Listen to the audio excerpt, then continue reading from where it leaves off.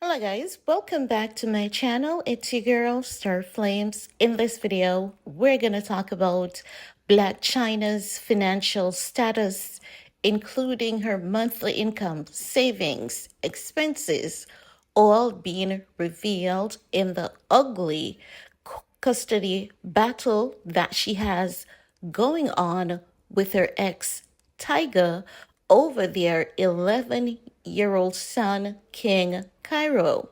If you're not aware, China never had joint custody of King Cairo. Not only that, she also had to support the child from her pocket for the days that, the child was there to visit. Now, China decided that taking Tyga back to court, to change some details of the custody would be the best ideal situation for her, considering her financial challenges, right? Because, based on what I'm seeing here, this woman, she's definitely having some financial challenges. Now, China is not asking for anything that is untraditional, unorthodox. No, she's just asking for what most moms are getting in, the celebrity status, whether they might be from LA, New York, or wherever. Most celebrities, once they have, shared custody, most moms, they are entitled to something. China never got anything. And she's just pushing to get joint custody and for Tyga to pay child support. Not only that, she's looking for Tyga to pay her legal fees because she's saying that she really cannot afford it. But Tyga replied and asked the court to grant him full custody, with China getting limited supervised visitation, okay? Because he doesn't want to give her a dime. Now, let's talk about her finances. Now, according to the report from Radar Online, right? In September of 2023, China earned $71,000. But her typical monthly income is approximately $32,000. She currently has $11,000 in savings, though she owns a property that is worth $1.5 million. Her monthly mortgage, however, listen, because they're saying that,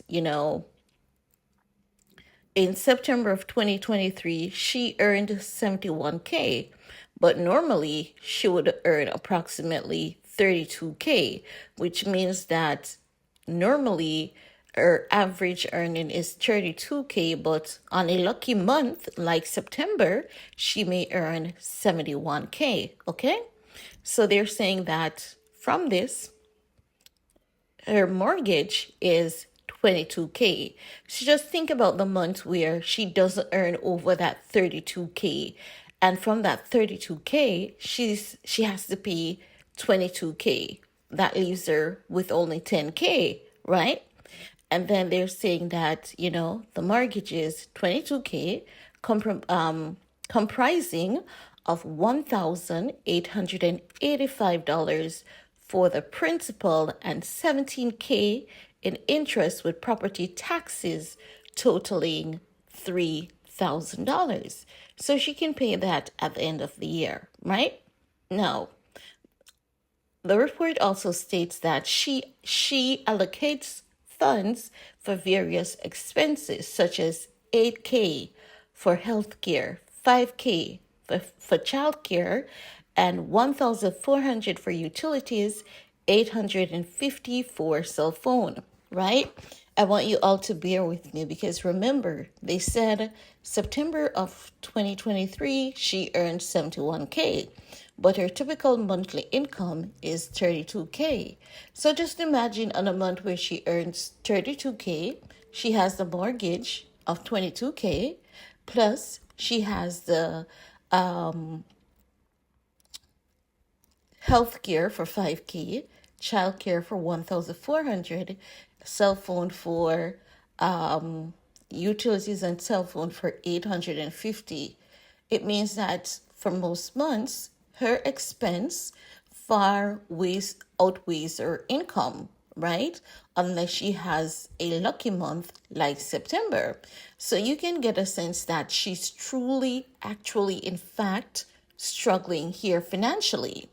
But let's continue, right? They're saying that her monthly expenditures encompass $3,800 on grocery, $1,529 on dining out. She also budgets $3,200 for laundry and cleaning, while her clothing and entertainment vacation expenses amount to $2,500 and $2,000 respectively, right?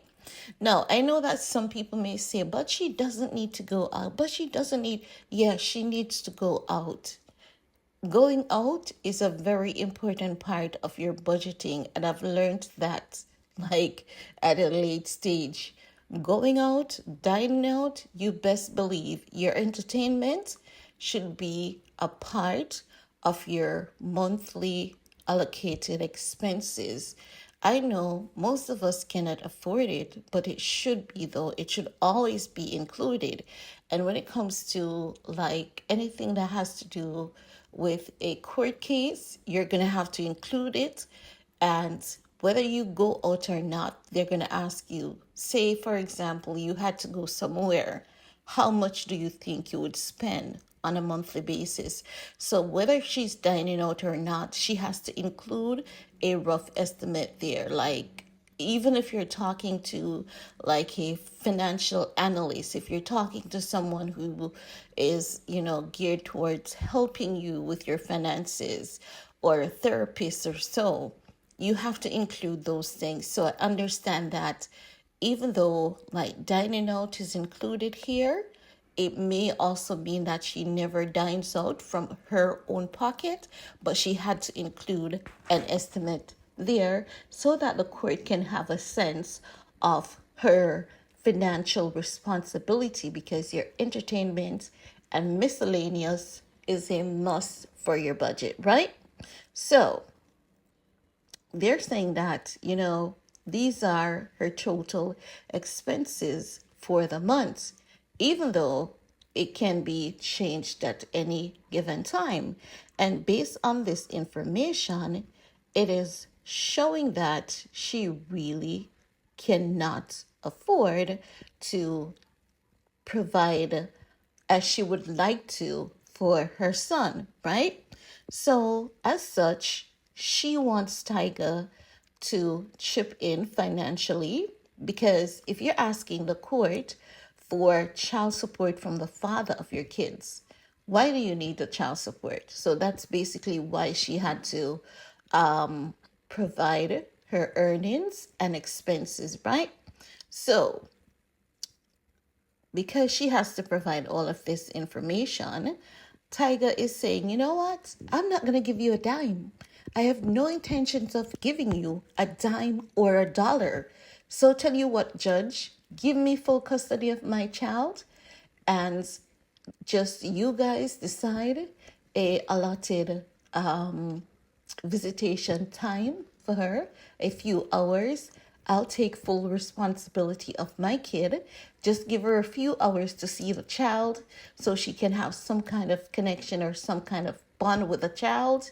And if she wants to take the child out of state, out of country, she has to give a written notice ahead of time, and he has to approve it.